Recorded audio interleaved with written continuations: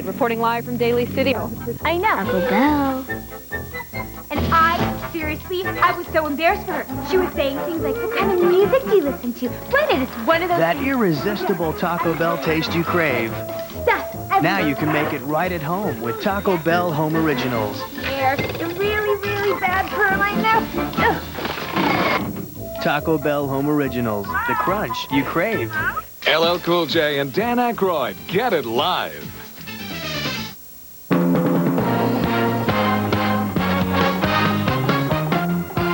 Action News, Delaware Valley's leading news program, with Gary Papa, Dave Roberts, and Jim Gardner. Thursday night, and the big story on Action News tonight is the nor'easter that left the New Jersey and Delaware shores with some of the worst flooding they have seen in years. When we left you at this time last night, this was what was hitting the shore. High winds, heavy rain, and rising tides. And daybreak revealed the extent of the flooding. Entire communities along the shore underwater. And scenes like this were repeated all over the place. Police and National Guard rescuers coming to the aid of those trapped in their homes. This elderly woman's house in Ocean City was without heat and surrounded by water. The guardsmen carried her to their truck and literally gave her a lift to the home of a friend. It has been a day when the only beings happy with these conditions seem to have been the ducks floating down the street. Action News reporter Dan Quayer is now live in Ocean City. Dan, you've been surveying Cape May County tonight. What have you seen? Well, Jim, this is what a lot of people will be facing tomorrow when they return to their homes and businesses. A lot of debris and a lot of seaweed that they're going to have to deal with. Of course, there are many who will also still be dealing with water, which is expected to begin to recede tomorrow. There were many who were anxious to return to their homes and businesses tonight, only to find that many of the roads are still impassable. Some made it, others did not.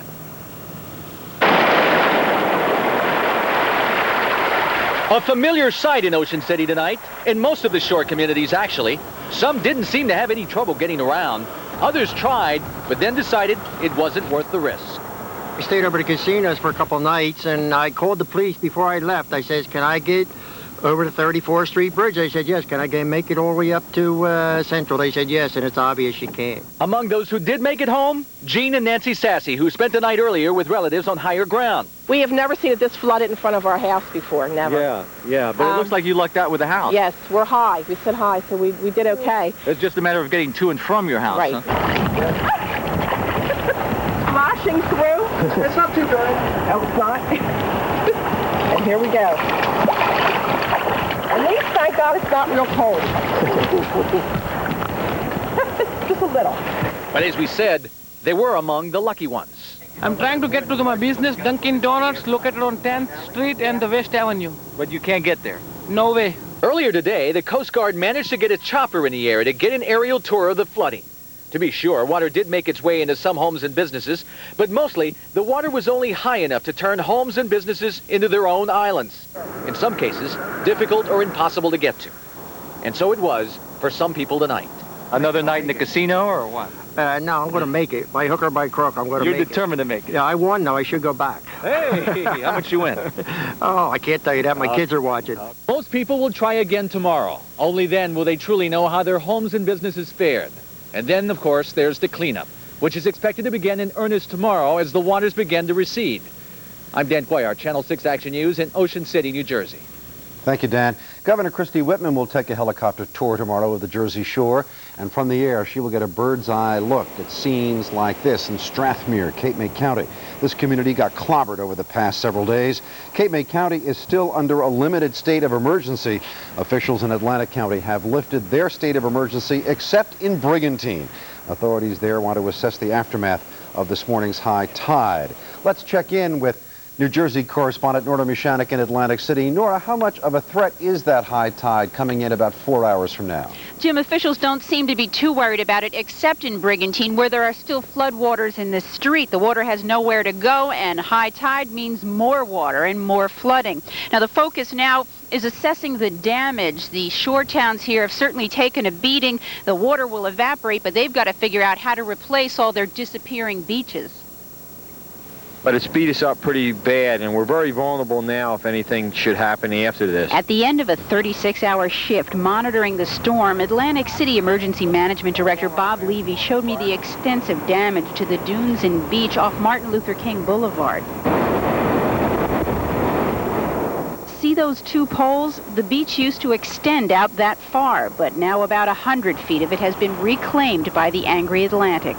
This house on the back bay off Trenton Avenue took a beating in the storm, but guess who wouldn't know about that? Anyone who was in the casinos. Folks were inside gambling throughout the nor'easter without giving the bad weather a single thought. You don't care about the weather when you're gambling? No, well, we don't gamble that much.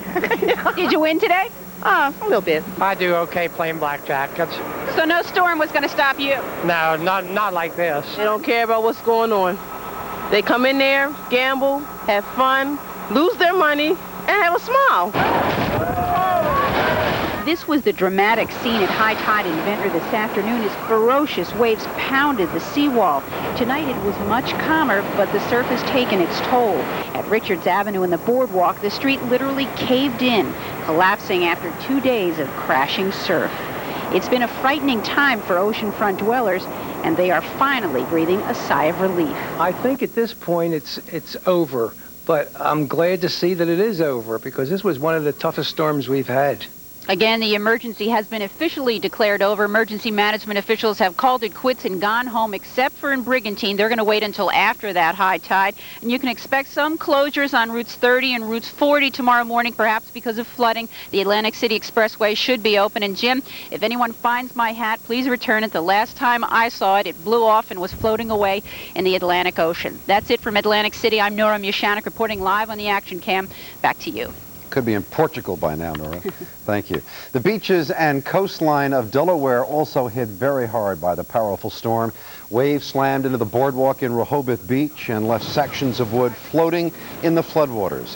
One whole chunk of the boardwalk was missing after high tide hit. Further south in Dewey Beach, the National Guard evacuated 800 people after the main route through the town was closed by the flooding. Obviously, it has been a long haul for the Jersey and Delaware shores. Dave Roberts, what is the latest now from AccuWeather? The latest is, Jim, we're on our way to clearing this thing out of here completely. I think I just saw Nora's hat. Blustery cold out here tonight, but it's good to be out here without the rain, without trying to hold on to that umbrella and staying dry. Take a look at Action Radar, and you'll see the system, the movement over the past several hours, just thins out and moves away, and that is the good news. For rush hour in the morning, check it out. Here's the call from AccuWeather. We're looking for mostly clouds, says AccuWeather in the morning. Could be a shower south of the city. Look at the numbers, 28 to 32 from the suburbs to center city. So out in those suburban areas, it could be an icy spot here or there in the morning. Look out for that. But all in all, we're going to see some sunshine tomorrow. We'll talk more about that. And, of course, the weekend preview and the 5-day forecast, things are looking a lot better. Jim? Thank you, David. The same nor'easter continued to dump snow over parts of Ohio, Kentucky, and Tennessee today. More than a foot of snow has fallen on central and eastern Kentucky. They have closed schools and businesses. Thousands of people have lost power. And the plows are out in Cincinnati, clearing away the snow that we managed to avoid. And a tragic footnote to this massive East Coast storm. Officials say the nor'easter claimed 15 lives between Monday and yesterday. Fortunately, none of those deaths happened in our area. Still to come on Action News tonight, the special... I think you're going to like Sony Mini Disc, the amazing portable that lets you play mixes of your favorite music, ones that you record yourself. You know you'll want it. Yes!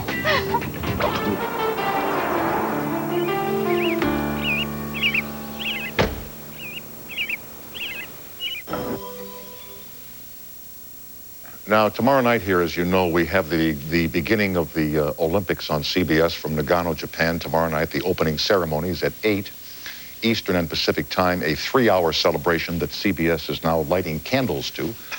And then at our regular time tomorrow night, we'll tell you what CBS has held back about what goes on behind the scenes at the Nagano Olympics. This is pretty spicy stuff, so be ready for it.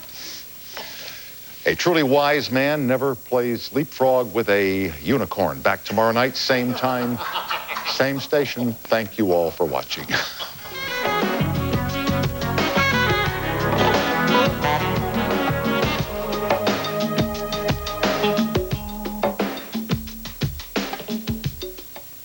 All the excitement, all the action, all the thrills. See how Nagano is getting ready to meet the world for the Winter Olympics, plus your latest weather. That's tomorrow. On This Morning. What is the world but the people? CBS Eye on People, a network for us all. Available on cable and satellite. If you can dream it, you can do it. With the Crystal Light Refreshing Adventures game, you could win something you've always wanted to do. To be. To see. Play today.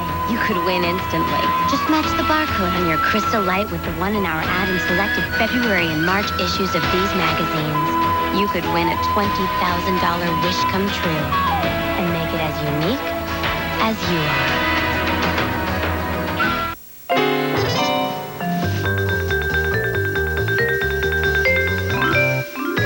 are. When we spread the wheels out a bit, move the windshield forward a tad, lowered the step-up height a skosh, and widened the aisle a smidgen, we created a caravan with 32 more cubic feet of room.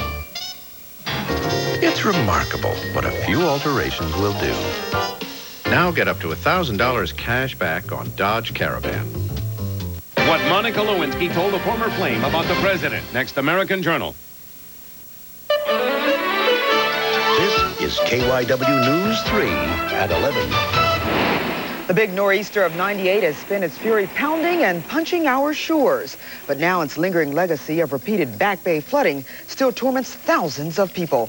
Good evening, I'm Trina Robinson. And I'm Larry Kane, and the clock is ticking toward another high tide. And up and down the Jersey Shore, people are anxiously watching the water levels. We have our eye on the storm tonight, and we begin our team coverage with News 3's Chris Carden, who is live in Wildwood, New Jersey. Chris? Larry, I'm actually in West Wildwood, which will remain probably one of the worst flooded areas down here on the shore. Let me show you what I'm talking about. This is a fairly common sight here. Streets that are going to be cut off by floods probably tonight and into tomorrow. And in this situation, people are actually left out of their homes for the night. But compared to what they've seen over the last couple of days, this is probably an improving situation. And right now, people are just able to get back to see just how badly they've been hit. West Wildwood resident Scott Golden's story is a common one this night, taking a long walk only to find his home underwater. Went back to find a real mess. Docks all over the place. I got some water inside the house. It's really just total devastation back there. Along Glenwood Avenue here, 22 people were evacuated during the flood, taken to a local shelter by the National Guard, and are only now able to see the damage. There's no use me going back in because it might come back up. I have 4 kids. Tide's on its way down. We don't feel it's going to be a threat anymore. So what we're doing is bringing each and every one of them back to their homes and letting them ascertain whether they feel it's safe for them to stay there. We will check it for safety. But if they feel that they want to stay there, then it's up to them. This is the worst storm I've seen since in the 22 years I've been down here. The second nor'easter in a week pounded the Jersey Shore, eating away at already damaged beaches, turning streets into rivers. Though many of those streets may remain flooded, experts say the worst is over. With the storm moving off, we don't anticipate the high level of tides again for the early morning tide about 4 a.m. on the Back Bay.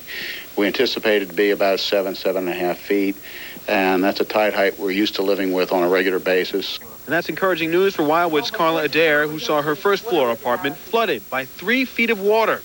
Like many others, she's looking towards the morning and another high tide. We're kind of leaving it the way it is right now because if we do wind up getting flooded again, we don't want to have to do it all over again. So we'll just see what happens tonight. The next high tide's supposed to come in around 1:30, I think, and see what happens from there.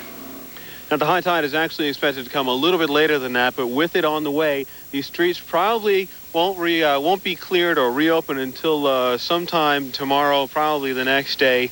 As far as schools are concerned, I know a lot of you are concerned about that. Schools that have been closed in the last day or so may be open tomorrow. So our best advice is check with your local school officials to see if that happens. But that's the story right now in Westwood. I'm Chris Carden. We'll be back to you in the studio.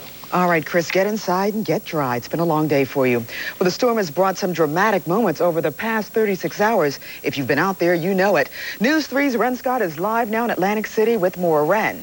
Good evening to you, Trina. You know, it is hardly a nice night out here, but it has been so much better than it has been in the last 36 hours. If you look behind me here in Atlantic City, you can see the tide has receded.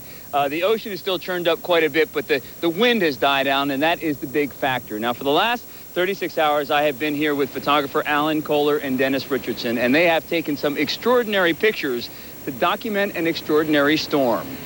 Take a look. 7 o'clock Wednesday evening. The storm bears down on Ocean City, New Jersey, and local officials suggest that everyone get off the island. We're anticipating severe flooding that has not been seen here in a number of years. 5 hours later in Ventnor, the impending high tide begins to show its force, and residents brace for the worst. It's just unbelievable. It just never ceases to fascinate me, the power of the ocean.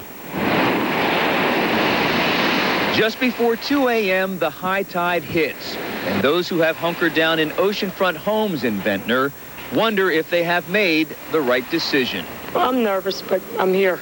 I hope it's the right decision. It's 2 o'clock in the morning now. This is high tide. It should subside in another hour. So now here we are at about 2:45 in the morning, and we have just gotten past the height of this last high tide.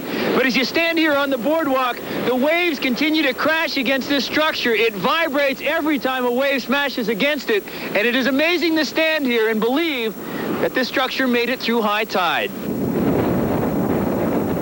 8 a.m. in Atlantic City. Daylight reveals tremendous damage to the man-made geotubes designed to protect the beach, and workers rush to brace damaged bulkheads before the next high tide. Then at 3:30 p.m. in Ventnor, the dreaded high tide strikes again. But luckily, it is far less severe than predicted, and finally, battered residents can breathe a sigh of relief. I was shaking last night, but I didn't get to sleep, and I feel a lot better now that it's over. Well, it may be over for now, but there was so much erosion here on the beaches. They are so badly beaten down, and right now everything is so tremendously exposed that if they do get another storm in the near future, it could be big trouble. So the worst is over for now, but they better hope they don't have any more serious storms in the next few months. That's the latest here live in Atlantic City. I'm Ren Scott. Let's go back to the studio. Okay, Ren, thank you. News 3 also had its eye on the storm in Delaware, which had its coast hit hard by this nor'easter. As Skycam 3 went airborne this afternoon over Lewis, Delaware, it was pelted by rain and battered by wind. You can see the flooded streets and entire neighborhoods were underwater over Rehoboth Beach, Delaware. You can see where big chunks of earth, asphalt, and concrete collapsed under the relentless pounding of the wind-driven waves, endangering buildings and boardwalk alike. And on the Rehoboth Boardwalk, it's easy to spot where parts of it were damaged. And a glance into the churning ocean showed the splintered remains of the popular walkway. There is no official estimate of damage in Delaware yet. So will this storm cause any more trouble tonight? Meteorologist Tom LeMaine is in the KYW Storm Center with the very latest. Tom. Well, Trina, as the official from Avalon said, they could live with a 7.5-foot tide after the ones we've had so far. And the reason why the storm tides aren't going to be as high is the storm is moving off. Let's take a look at it right now as we pick it up on our satellite picture. You can see the swirl of clouds in a counterclockwise motion just off the coast here, and they are now moving out to sea. The center of the storm is right about there, almost east of Atlantic City, as you can see, and continuing to move off in that direction, thus giving this area and the coastline a bit of a break. Now, we're looking at a possibility of some tides along the Delaware River. That is a problem, maybe. Now, the Admiral Wilson Boulevard was slightly flooded tonight for the 9:02 tide. It might be a little more flooded tomorrow morning at the 9:34 a.m. tide. So at 11 p.m. and is being rebroadcast as a service to our late-night viewers. You're watching Philadelphia's NBC10. Serving Pennsylvania, New Jersey, and Delaware. Now live. This is News 10 at 11. The relentless nor'easter has turned area roadways to rivers. Flooded streets and widespread damage along the Jersey and Delaware shores, the result of the powerful storm. Good evening, I'm Renee Chenault. I'm Larry Menti. We'll have the very latest on the nor'easter in just a moment. But first, our top story on News 10 at 11 tonight. The President Clinton investigation takes a strange turn down to South Florida and the home of pro golfer Greg Norman. Here's why. Tonight, the special prosecutor wants to know if the president had a rendezvous with former White House intern Monica Lewinsky there. The president visited Norman's house near West Palm Beach last March 14th. You may remember it was during that political fundraising trip the president injured his knee. Kenneth Starr has subpoenaed TV News videotape from South Florida to see if Monica is anywhere on that tape. TV station WPEC in West Palm Beach shot the footage. The general manager there says he and his staff have taken a good look at the video. There were some people that we didn't know, and we would go and look at the tape and try and identify them. And to our knowledge, we've identified everyone, and none of them are Monica Lewinsky. Sources tell NBC News Lewinsky was at work at the Pentagon on March 14th, but her whereabouts the day before are still unclear. And through a spokesperson, Greg Norman denies Monica Lewinsky was at his home during the president's visit. Once again today, President Clinton denied having an affair with Monica Lewinsky. The question came up during a White House news conference with British Prime Minister Tony Blair. Well, I've already said that the charges are false, but there is an ongoing investigation. Tonight, the president is keeping up a dignified presence in the White House, hosting an elegant dinner for Prime Minister Blair. John F. Kennedy Jr., wife Carolyn, and Barbara Streisand are among the celebrity guests. And here is the latest in the investigation. Kenneth Starr reportedly has given Lewinsky a deadline of noon tomorrow to decide whether she'll answer grand jury questions in person. And within just the last few minutes, William Ginsburg said Whitewater prosecutors are pressuring his client, Monica Lewinsky, to make statements that are, quote, not true. Also, congressional Democrats are asking for a federal probe of Kenneth Starr for possible misconduct in trying to secure Lewinsky's testimony. Remember, investigators want to know if the president lied under oath about Lewinsky and if he encouraged her to lie as well. Now to our other top story tonight. The huge nor'easter that's been pounding us for the last 36 hours is finally subsiding at this hour. Now the aftermath. Let's take a live look at West Hollywood, which got pummeled for the second time in 2 weeks. Streets are submerged. Personal property is soaked and damaged. That's the story for miles along the coast of New Jersey and Delaware. Chopper 10's gyrocam captured the aerial view of the wicked weather. Waves reach more than 20 feet in many coastal towns, including here in Wildwood. Many people told News 10 this is the worst flooding they have seen since Hurricane Gloria in 1985. Storm management crews in Atlantic County spent the day combing the beaches looking for vulnerable areas. Efforts to build a wall to stop the flooding were unsuccessful because the water just rose so quickly. Over in Cape May County, a similar scene. News 10 spent part of the day in Sea Isle City, another town battered by the nor'easter. Tonight, News 10 has live team coverage on the storm up and down the shore. I'm Mike Strug in West Wildwood. Take a look back here. As far as the eye can see, all the way to the bay, perhaps half a mile, nothing but water. I'll have a live report coming up in a few minutes. I'm Bill Baldini, and the storm has also had a dramatic effect on the beaches in Delaware. That story coming up. Now, before we get to all that, let's get the latest information on the nor'easter. News 10 meteorologist John Bolaris is just back from that area live in the Earthwatch Weather Center. John. Yeah, Larry, the good news, as you mentioned, the storm continues to pull away. Let's go right to the satellite and check that out. You can see the storm swirl is continuing to pull way out into the Atlantic, and that is great news. However, the bad news, the flooding wind continues. The winds remain out of the east. That means coastal flood warnings continue to fly up and down our coastline. And it looks like those winds will continue through the night with more flooding, possibly some major flooding once again. I'll be back in a little bit to take a look at the high tides and the remaining of your forecast and a sneak peek into the weekend as well, Renee. All right, John. Well, now let's look at conditions right now down the shore. We're going to begin our team coverage as it continues with News 10's Mike Strug, who's live in West Wildwood with the story there at this hour. Mike, how is it? Well, Renee, the winds have died down, the rain has stopped, but take a look behind me. This is Glenwood Avenue in West Wildwood. As far as you can see, about a half mile down to the bay, it's like that, flooded out. And look over here. The name of this street really is Venice Avenue. Was ever a street more appropriately named? But as bad as it looks, things really are getting better. The water was still high when the National Guard began bringing people home. We're trying to get them home because nobody wants to be in a shelter. Everybody wants to go home. Most of the 300 or so year-round residents here in West Wildwood had left on their own, but a handful challenged the rising waters. The water comes in like crazy. It comes in fast, or we'd have had these people out of here a long time before they had water around their feet. but they don't understand how fast it comes in. You don't play games with Mother Nature. Scott Golden put on his hip boots and waited several blocks to check on his home by the bay. Just a total mess. Docks all over the place. Still 3 feet of water all the way back. Ready to cry. That's all I can say. A longtime resident of Wildwood, Lee Grace, summed it up this way.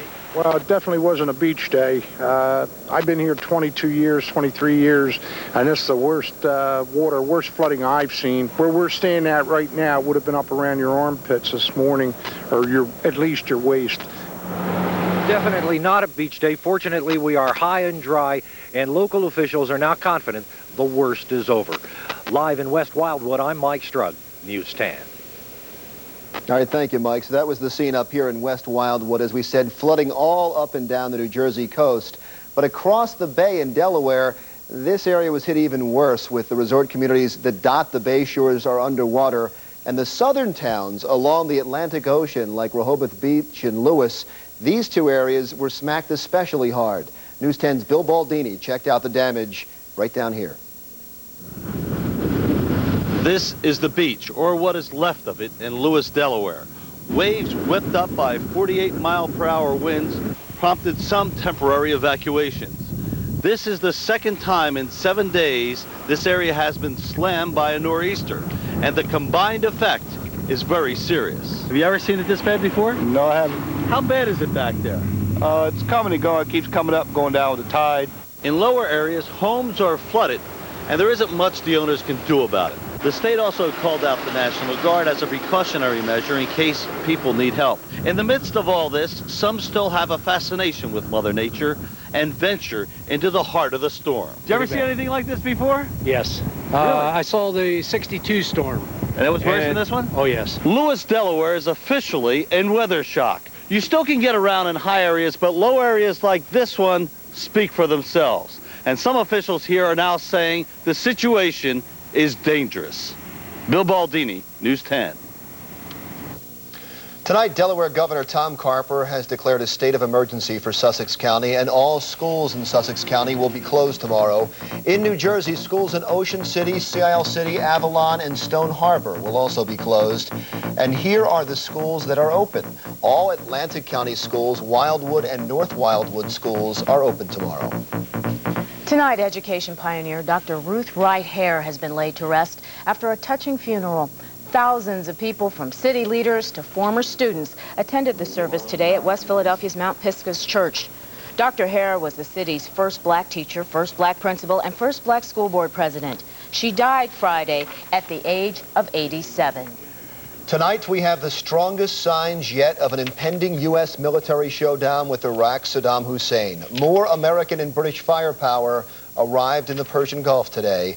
Among the military hardware now in place, 400 aircraft, more than 20 warships, and a third U.S. aircraft carrier.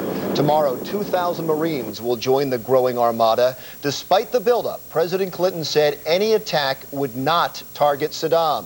The U.S. wants the Iraqi leader to give full access to United Nations weapons inspectors. In Washington, D.C. tonight. Good evening, everyone. I'm Karen Thomas, in for Jill Chernikoff. And I'm Rich Noonan. The storm is over. It has killed 19 people in the eastern United States and devastated the Jersey and Delaware shores. That's first on Fox tonight. It is another rough night at the shore after a pounding that left behind devastation in some areas. There have been evacuations, serious coastal flooding, and beach erosion. And the only way to see it safely is from the air. Sky Fox was over the shore today, and the pictures say it all. Some of the homes look like they are sitting in the ocean. Every shore town will have some cleaning up to do, and in some places it will be weeks or months before it's back to business. We have several reports, beginning with Joyce Evans in Avalon. Joyce, what's the situation there right now? Well, Rich, I'll tell you, residents have quite a cleanup job and a repair job going on for themselves. This is the kind of damage we're talking about. Sidewalks and driveways, and they're going to have to replace some siding you see that's blown off of this house here along the shore. Let's take a look over here at the surf. As you can see, the waves are still crashing against the bulkhead here. You can't see any beach in sight. And you know what? Officials are not looking forward to seeing what kind of repair job they've got lying under there, especially since last week's storm left so much bad erosion and other damage along the coast. They say all in all, most people, that it could have been much worse. But try telling that to folks who were forced from their home today. Within 2 hours, the water rose about 4.5 feet. Was it in your house? Were you?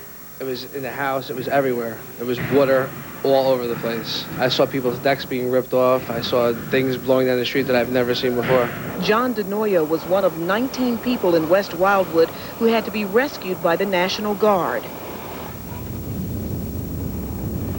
The island is completely cut off from the mainland. Bridges and roadways are also out, leading to and from Ocean City, Strathmere, and Sea Isle.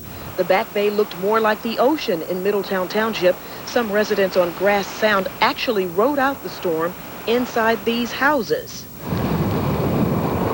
Ocean waves pounded the shoreline and even shattered the pavement in Sea Isle before rushing into homes, causing lots of damage. The wind was equally as damaging for some signs and billboards.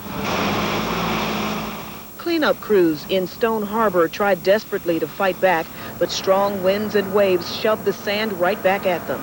That's okay. If we don't get it up now, it's going to make it twice as hard to get it up when it's finally cleaned up around here and all the weather's gone. So we got to get it out of the storm drains now, best we can. Clear drains made no difference in the Wildwoods. The Kotick kids, Lauren and Eddie, got to use that inflatable boat their dad anchored outside last night. This time it wasn't as deep and it wasn't like as rough as last week. Tonight, water is still standing several feet deep in streets up and down the coast. Weary residents keep checking outside, but it's not going away fast enough. People at area shelters say they may have lost a lot, but the kindness shown by their neighbors has been invaluable. Well, we had Bob's Grill across the street donate sandwiches to us for lunch. We have Al the Steak King from North Wildwood donating dinner. We have Pizza Hut donating dinner for us. People's been great. People's been really great to us. Notice standing here, the pavement is giving way as we do our live shot here, so we want to hurry up and get out of here. Officials, emergency management officials, say that it may take them 2 or 3 days to assess just how bad the damage is. Of course, they've got to wait for the water to recede here, but everyone expects the dollar amount to reach well into the tens of millions. I'm Joyce Evans reporting live from Avalon. We'll go back to you. All right, Joyce, several shore communities are still under states of emergency tonight, which means the National Guard is on hand and travel is restricted except in the case of emergency. A limited state of emergency is expected to be lifted shortly in Atlantic County. Wildwood remains under a full state of emergency right now. All of Cape May County is under limited restrictions.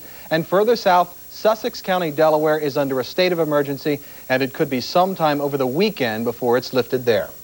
The two most significant high tides of this nor'easter were early today around 2 a.m. and then this afternoon around 2:30. Between those high tides, New Jersey state officials took a tour of storm-damaged communities, and our George Mallet went along. Cape May Point.